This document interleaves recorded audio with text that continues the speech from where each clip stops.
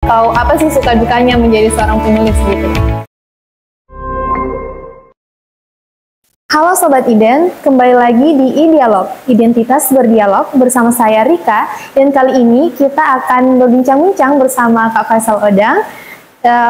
Bagaimana kabarnya Kak? Baik, Alhamdulillah. Alhamdulillah. Jadi Kak Faisal ini sudah menghasilkan banyak sekali karya, dan sebagian besar karya yang dituliskannya bertemakan tentang tradisi dan adat istiadat yang ada di Sulawesi. Dan karya-karya dari alumni jurusan sastra Indonesia ini juga sering mendapatkan penghargaan. Salah satunya sebagai sastrawan muda Mastera oleh Majelis Sastra Asia Tenggara pada tahun 2023 lalu. Jadi kali ini kita akan mencari tahu, kita akan mengulik bagaimana sih proses penciptaan dari karya-karya Kak Faisal Odang. Seperti yang saya katakan sebelumnya bahwa Kak Faisal Odang ini merupakan salah satu lulusan sastra Indonesia Unhas. Jadi bisa diceritakan Kak bagaimana atau mengapa sih Kakak memilih berkuliah di jurusan tersebut? Baik, terima kasih. Jadi benar saya alumnus sastra Indonesia. Saya masuk 2012, terus selesai 2017. Cukup lama sebenarnya. Jadi kenapa saya memilih jurusan sastra Indonesia? Karena bayangan saya sebenarnya di awal mungkin di sana bayangan saya sebelum saya menjadi mahasiswa. Jadi saya membayangkan mungkin di sana kita akan membaca lebih banyak buku, punya lebih banyak akses kepada bacaan, punya lebih banyak pengetahuan yang mungkin lebih terstruktur karena dalam maksudnya ada kurikulum yang mengatur dan lain sebagainya untuk mengetahui dan belajar mengenai sastra Indonesia. Jadi itu alasan saya, dan ya benar saya berkuliah mulai 2012 dan saya belajar banyak tentang sastra Indonesia dari jurusan sastra Indonesia. Jadi itu kurang lebih memberi banyak pengetahuan baru kepada saya waktu itu sebagai mahasiswa. Baik. Semasa Kakak berkuliah, apakah Kakak pernah bergabung dalam komunitas atau organisasi yang ada di kampus? Iya, jadi kalau di kampus saya aktif di lembaga mahasiswa di himpunan di Ikatan Mahasiswa Sastra Indonesia di Fakultas Ilmu Budaya. Jadi ya cukup aktif bergabung di sana. Kalau boleh tahu nih Kak, apa sih hal yang paling berkesan atau yang paling memorable gitu Kak selama kuliah di Unhas? Apa ya? Banyak sebenarnya. Jadi ya sampai sekarang pun saya masih di Unhas. Saya mengajar sebagai dosen di jurusan alma mater saya di Sastra Indonesia. Kalau yang berkesan sebenarnya yang berkaitan dengan apa yang saya lakukan sekarang sebagai seorang penulis, tentu saja di ruang kelas saya menjadi mahasiswa yang mendapatkan banyak judul-judul buku baru yang ternyata penting untuk saya baca. Saya banyak mendapat pengetahuan-pengetahuan baru tentang sastra Indonesia yang hari ini saya sadari sangat berguna bagi jalan yang saya tempuh baik sebagai seorang penulis maupun sebagai dosen. Dari Unhas kembali ke Unhas ya Kak, karena sekarang Kakak seperti dikatakan tadi bahwa Kakak aktif sebagai dosen. Nah, kenapa nih kemudian Kakak tertarik untuk menjadi seorang akademisi? Oke, ini agak sulit ya pertanyaannya. Jadi begini, saya selalu merasa perlu sesuatu untuk menjaga langkah saya, untuk terus belajar, untuk terus mencari hal-hal baru, untuk selalu merasa haus terhadap pengetahuan-pengetahuan baru. Dan saya pikir menjadi pengajar itu bisa membawa saya ke arah sana. Bahwa dengan menjadi pengajar, tentu saja di jurusan sastra Indonesia, saya selalu merasa saya memiliki kewajiban untuk memperbaharui pengetahuan saya tentang sastra, dan itu penting bagi diri saya baik sebagai penulis tentu sebagai pengajar. Jadi pilihan ini saya pilih karena setidaknya ada semacam tuntutan kepada diri saya untuk selalu belajar, untuk selalu terbuka terhadap pengetahuan baru, untuk selalu terbuka pada ilmu-ilmu baru, untuk selalu terbuka pada hal-hal baru dalam sastra secara umum dan sastra Indonesia secara khusus. Kemudian Kak, kan Kakak telah menulis banyak buku ya Kak. Dan apa sih Kak hal pertama yang menginspirasi Kakak untuk mulai menulis? Apa ya? Jadi sebenarnya entah ini dikatakan dia bisa disebut inspirasi atau bukan, tapi setidaknya secara yang bisa saya sadari bahwa kesukaan saya terhadap cerita dan kesukaan saya pada bacaan itulah yang menjadi semacam pengarah bagi saya untuk akhirnya memutuskan untuk menjadi penulis. Maksud saya tumbuh dengan cerita-cerita misalnya, saya tumbuh dengan membaca buku-buku yang saya senangi, saya tumbuh dengan mendapatkan pengetahuan-pengetahuan dari buku. Nah, di satu titik tertentu saya merasa bahwa hal itu semacam bacaan-bacaan yang masuk ke diri saya itu semacam dorongan untuk mengatakan ya, sepertinya saya juga bisa menulis, dan itulah yang membuat saya memutuskan untuk pertama kalinya memulai menulis. Dan ternyata ya menulis itu juga cukup menyenangkan, karena setiap ingin menulis sesuatu saya selalu merasa bahwa saya harus membaca lebih banyak hal lagi. Jadi itulah yang mungkin menjadi titik berangkat saya menjadi penulis pada hari ini. Apakah ada pengaruh dari lingkungan sekitar Kak, atau dari keluarga atau orang tua mungkin, yang siapa tahu orang tua Kakak juga seorang penulis, itulah yang membuat Kakak menumbuhkan minat Kakak dalam membaca dan menulis? Apakah ada pengaruhnya Kak? Kalau pengaruh secara langsung bahwa orang tua penulis atau bukan, sepikir bukan ke sana, tapi bahwa orang tua adalah orang yang menemani saya tumbuh, menemani saya belajar hal-hal baru, menemani saya untuk memahami hal-hal baru. Saya pikir pengaruhnya sangat besar, karena saya tumbuh dengan cerita-cerita dari orang tua. Mungkin kita mengalami bahwa ada masa mungkin di beberapa tahun yang lampau orang-orang tumbuh tidur dengan mendengarkan cerita, mendengarkan dongeng. Nah, saya tumbuh dengan cara seperti itu. Saya tidur, misalnya orang tua saya biasa mendongeng sebelum bercerita sebelum saya tidur, dan cerita yang tumbuh itu menemani saya tumbuh itu hidup di kepala saya, dan itu membawa pengaruh besar terhadap karya-karya yang saya tulis sampai hari ini. Baik, buku apa sih Kak yang memotivasi Kakak, dan siapa penulis favorit Kakak? Agak banyak sebenarnya, tapi untuk menyebut beberapa, jadi kalau buku yang mungkin ini buku yang menjadi titik berangkat saya akhirnya memutuskan benar-benar ingin menjadi penulis. Jadi sebenarnya memang saya sebelum masuk kuliah di sastra Indonesia itu saya sudah mulai menulis, tapi bayangan saya akan menjadi penulis seperti sekarang itu masih samar-samar. Nah, ketika mahasiswa baru tahun 2012 saya ingat saya bertemu sebuah buku di perpustakaan fakultas, ruang baca fakultas di FIB. Buku itu judulnya Siarah, karya penulis Iwan Simatupang.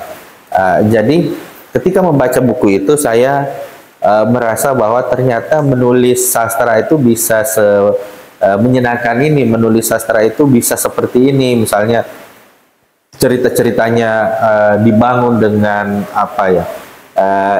di luar konsensi, di luar hal-hal umum yang saya temukan sebelum masuk berkuliah di sastra Indonesia. Jadi saya merasa buku itu adalah titik berangkat saya. Kemudian judulnya Siarah, itu sebuah novel karya Iwan Simatupang. Kemudian saya mulai mencari buku-buku dia yang lain dan mulai membaca, memperluas cakrawala bacaan saya ke buku-buku yang lain. Kemudian tentu saja di ruang kelas dosen-dosen memberi banyak rekomendasi bacaan, dan itu membantu saya juga.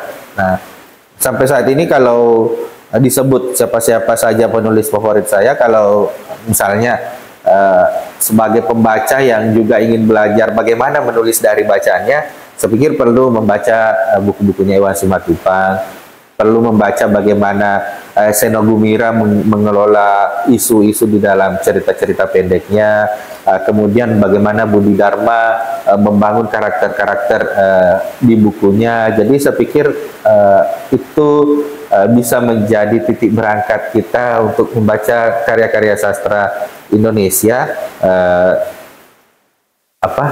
dalam bentuk buku sebagai orang yang ingin belajar menulis. Baik, kalau tidak salah karya pertama kakak yang terbit yaitu novel yang berjudul Rain and Tears. Boleh diceritakan Kak bagaimana pengalamannya ketika novel tersebut pertama kali diterbitkan dan bagaimana perasaannya Kak? Oke, itu sebenarnya novel itu saya tulis waktu saya masih SMA, itu novel remaja yang menurutku secara teknik kepenulisan, secara cara membangun gagasan itu saya masih sangat terbatas waktu itu. Kualitasnya mungkin jauh jomplang dibanding karya-karya saya yang lain. Tapi bagaimanapun juga itu karya pertama saya, dan kalau ditanya bagaimana perasaannya, saya pikir sebagai orang yang pertama menulis sebuah karya, sebuah buku, saya pikir kita seringkali dihadapkan pada perasaan antara antara senang dan perasaan khawatir. Senang karena akhirnya apa yang kita tulis bisa menjadi sesuatu yang dibaca lebih banyak orang, dan khawatir justru karena apa yang kita tulis itu bisa jadi waktu itu saya masih sangat memikirkan bagaimana resepsi atau respon pembaca terhadap karya saya. Saya merasa nanti orang tidak suka, nanti orang tidak merasa senang membacanya dan lain sebagainya. Nah, itu wajar sebagai orang yang baru pertama menulis, dan saya pikir perasaan itu tetap saya anggap ada dan saya validasi waktu itu. Dan saya pikir setiap orang yang menulis bukunya untuk yang pertama kalinya mungkin bisa merasakan rasa senang di sisi lain dan juga rasa khawatir di lain sisi. Jadi seperti itu. Baik, sebagian besar karya yang kakak tulis itu bertemakan tentang tradisi dan adat istiadat yang ada di Sulawesi. Apa sih Kak yang memotivasi kakak untuk mengambil isu tersebut atau mengangkat tema tersebut? Apa yang memotivasi saya? Sebenarnya bisa dikatakan bahwa apa yang membentuk kita, apa yang menemani kita tumbuh, apa hal-hal yang ada di sekitar kita ketika kita belajar hal-hal baru, itu pengaruhnya akan cukup signifikan ke cara kita berpikir, cara kita memandang sesuatu, dan pada akhirnya berpengaruh kepada cara kita berkarya. Nah, mungkin karena saya tumbuh dekat dengan masyarakat yang masih mempraktekkan tradisi, masih tumbuh dengan masyarakat yang misalnya bisa saya tempati untuk belajar kebudayaan Sulawesi Selatan dan Bugis secara khusus. Nah, ketika saya ingin menulis hal-hal dari hal-hal tersebut yang menemani saya tumbuh itu, kemudian mau tidak mau mengambil ruang di diri saya, mengambil ruang di kepala saya, dan itulah yang mempengaruhi apa yang saya tulis. Mungkin ya karena saya tidak bisa menulis sesuatu yang jauh misalnya dari apa yang saya alami selama ini. Saya tidak bisa menulis sesuatu yang jauh dari apa yang menemani saya tumbuh, sehingga kalau dilihat ya karya-karya saya seputaran hal-hal yang terjadi di Sulawesi Selatan secara umum. Karya-karya apa saja Kak yang mengangkat tema tentang budaya Sulawesi Selatan, dan bisa dijelaskan mungkin sedikit tentang latar belakang dan isi dari karya-karya tersebut? Oke, sebenarnya kalau yang terbaru saya menulis kumpulan cerpen, ya itu mungkin buku terbaru saya, tapi itu terbit sebelum pandemi. Kumpulan cerpen itu judulnya Saweri Gading Datang dari Laut. Jadi sebenarnya itu buku yang cukup itu kumpulan cerpen. Jadi rata-rata cerpen yang ada di dalam itu ya berbicara tentang Sulawesi Selatan, berbicara tentang peristiwa-peristiwa kebudayaan yang pernah terjadi dari rentang waktu yang lama sampai sekarang. Nah, apa yang melatar belakangi menulis itu, saya pikir saya merasa bahwa selalu perlu sebagai seorang penulis, saya perlu selalu merespon beberapa pertanyaan di kepala saya. Nah, pertanyaan-pertanyaan ini kan banyak didominasi oleh apa yang saya hidupi sehari-hari. Nah, misalnya ketika saya menulis buku itu kan berisi banyak cerpen. Nah, cerpen itu beragam sebenarnya, dari satu kebudayaan ke kebudayaan yang lain. Saya tidak bisa menjelaskan satu persatu karena itu ada 15 cerpen, tapi misalnya kalau mau contoh yang lebih konkret, misalnya buku saya yang berjudul Tiba Sebelum Berangkat, itu novel, itu bercerita tentang bagaimana kondisi sosial politik di Sulawesi Selatan atau di Sulawesi pasca kemerdekaan tahun 1950-an sampai 1970-an. Nah, saya merasa bahwa perlu ada semacam upaya untuk menuliskan peristiwa itu dalam bentuk karya sastra, karena ketika kita berbicara soal sejarah Indonesia, misalnya terlalu banyak sejarah yang berbicara tentang sesuatu yang berada di Pulau Jawa saja, misalnya. Kita mungkin perlu suatu saat atau sesekali berbicara bagaimana ternyata Indonesia, bagaimana sesuatu terjadi di Indonesia di daerah-daerah tertentu, misalnya di Sulawesi, di Makassar, di Wajo, di Bone pada masa itu. Jadi ada semacam upaya untuk melibatkan peristiwa-peristiwa itu ke dalam ruang yang bernama sastra, seperti itu. Kemarin kakak juga berhasil mendapatkan penghargaan Sastrawan Muda Mastera hasil kerjasama Majelis Sastra Asia Tenggara tahun 2023. Boleh diceritakan kak tentang penghargaan ini dan bagaimana perasaan kakak mendapatkan penghargaan tersebut? Ya, pertama-tama saya bertanya-tanya karena judulnya kan Sastrawan Muda. Apakah saya masih benar-benar muda? Itu tentu saja pertanyaannya. Tapi di sisi lain saya senang karena itu semacam apresiasi atas apa yang saya lakukan selama ini. Tentu saja bukan sesuatu yang besar yang saya lakukan, hal-hal kecil yang saya lakukan selama ini ternyata diapresiasi. Nah, penghargaan itu sebenarnya memberikan penghargaannya kepada beberapa penulis dari negara-negara peserta. Ada dari Malaysia, Singapura, Brunei. Saya tidak tahu apakah ada Thailand atau Filipina, tapi beberapa negara anggota Mastera itu masing-masing satu orang setiap satu negara. Nah, kebetulan saya dipilih untuk Indonesia waktu itu. Nah, saya pikir itu penghargaan yang secara kolektif melihat proses berkarya seseorang dari karya-karya yang dilahirkannya selama dia menjadi seorang penulis. Saya tidak tahu bagaimana proses penjuriannya karena tentu saja itu tertutup. Saya tidak tahu kenapa saya dipilih karena tentu saja juri tidak menginfokannya kepada saya tentu saja. Tapi dengan menerima penghargaan itu saya merasa bahwa saya punya tanggung jawab untuk bisa menulis lebih sering mungkin, lebih bagus mungkin. Ya, semoga itu bisa saya lakukan. Baik kak.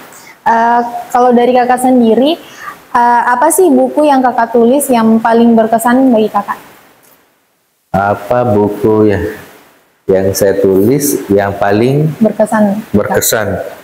Sebenarnya kita tidak bisa meletakkan buku itu satu persatu dan kemudian mengukurnya mana ini kesannya yang paling banyak. Tentu saja tidak, karena setiap buku saya pikir memiliki kesannya masing-masing, memiliki prosesnya masing-masing, memiliki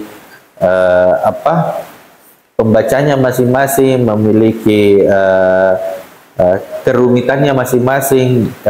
Jadi saya tidak bisa memastikan bahwa buku inilah yang paling berkesan, tapi kalau saya bisa menyebut, jadi saya pernah menulis sebuah novelet atau novel yang sangat pendek. Judulnya Raymond Carver Terkubur Mie Instan di Iowa. Jadi buku ini saya tulis karena saya pernah residensi di Iowa City di Amerika Serikat.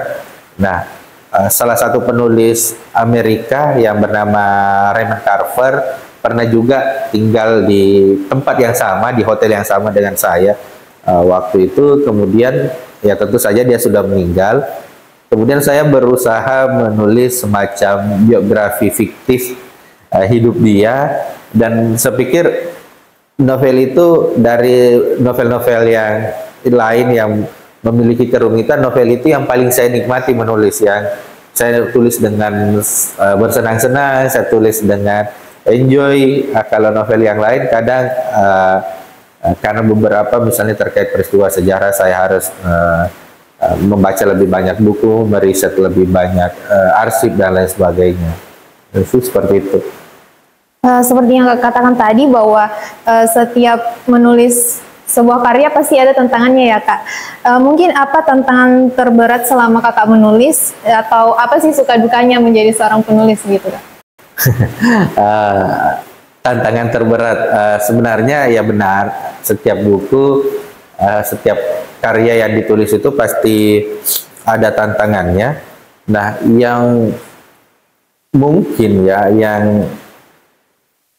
yang mungkin bisa saya sebutkan sebagai tantangan itu adalah upaya saya untuk tiba pada pendekatan estetik yang saya inginkan, dan misalnya bagaimana saya mengamplifikasi, bagaimana saya menyampaikan wacana di buku saya, itu kadang saya selalu merasa kurang. Misalnya ketika tiba pada naskah sudah selesai, kemudian draft pertama saya baca, rasa tidak puas itu selalu ada. Jadi seringkali kita tidak bisa merasa puas atas tulisan kita yang bahkan sudah diedit berkali-kali. Nah, di situ yang kadang di satu keadaan tertentu kadang kita mau menyerah saja, mau menghentikan saja prosesnya. Jadi saya pikir itu hal yang perlu dilalui untuk diri saya secara pribadi. Itu hal yang perlu saya lalui, dan ketika sudah bisa melaluinya berarti novel itu sudah bisa berhasil dianggap, atau buku itu sudah bisa berhasil dianggap selesai. Baik. Di tengah kesibukan Kakak sebagai baik itu sebagai seorang penulis maupun sebagai pengajar atau dosen, bagaimana Kakak menetapkan target dan disiplin dalam menulis? Sejujurnya saya tidak disiplin dalam menulis. Jadi ya bisa dilihat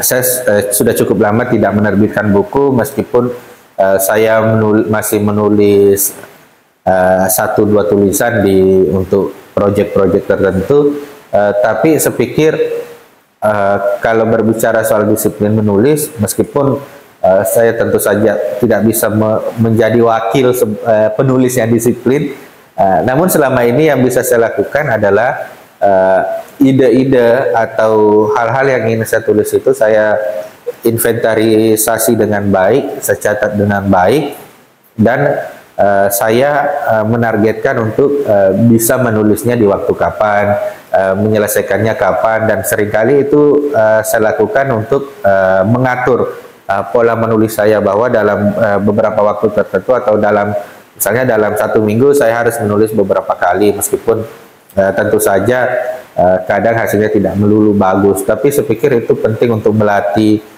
kedisiplinan dan stamina kita sebagai seorang penulis.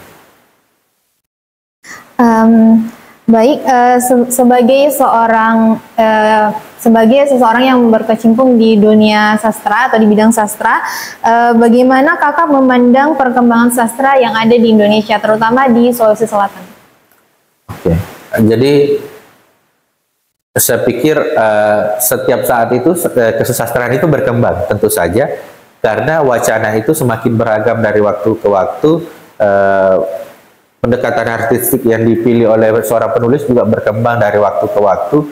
Media untuk menulis juga berkembang dari waktu ke waktu. Jadi saya pikir perkembangannya selalu ada dari waktu ke waktu. Nah, kalau di Sulawesi Selatan tentu saja banyak lahir penulis-penulis yang bisa menulis, bahkan bisa menulis dengan bagus, bisa menyuarakan gagasannya dengan lebih lantang, dan saya pikir itu sesuatu yang menyenangkan. Nah, mungkin karena saya katakan tadi sastra itu berkembang dari waktu ke waktu, ruang untuk bersastra itu dalam tanda petik juga semakin banyak dari waktu ke waktu.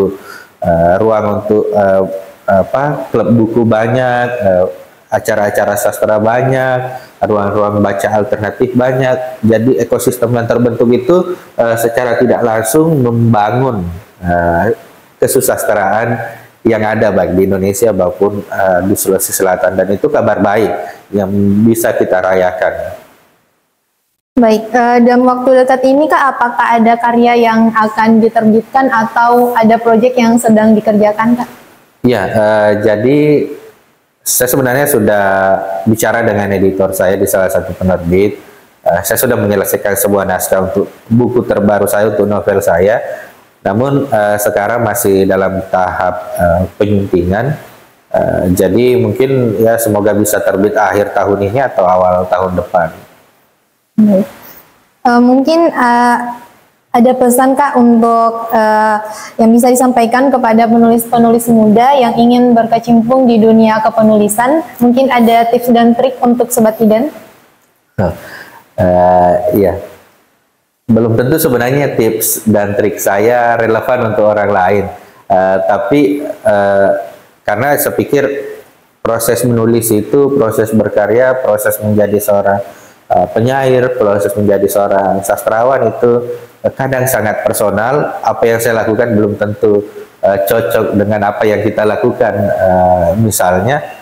Tapi saya pikir meskipun sangat klise dan sering diulang-ulang oleh banyak orang ketika diminta memberi pesan, saya pikir membaca itu adalah salah satu upaya kita untuk membangun fondasi dalam proses menulis. Baik kita membaca, misalnya kita memiliki sebuah gagasan, kita memiliki wacana yang akan kita sampaikan di dalam karya kita. Tentu untuk memperkuat gagasan itu kita perlu membaca lebih banyak buku yang terkait dengan gagasan yang dimaksud tadi. Terus soal estetika yang akan kita tawarkan di karya kita. Tentu kita perlu membaca dan mengalami lebih banyak karya-karya yang lain untuk memiliki stok pengetahuan tentang estetika seperti apa yang akan kita gunakan untuk menyampaikan wacana atau gagasan yang tadi. Jadi saya pikir itu penting, meskipun mungkin semua orang sadar bahwa membaca itu penting. Wah, tidak terasa nih Sobat Idan, kita sudah cukup lama berbincang dengan Kak Faisal, dan tentu saja saya dan Sobat Idan mendapat banyak sekali insight dari sesi dialog kali ini.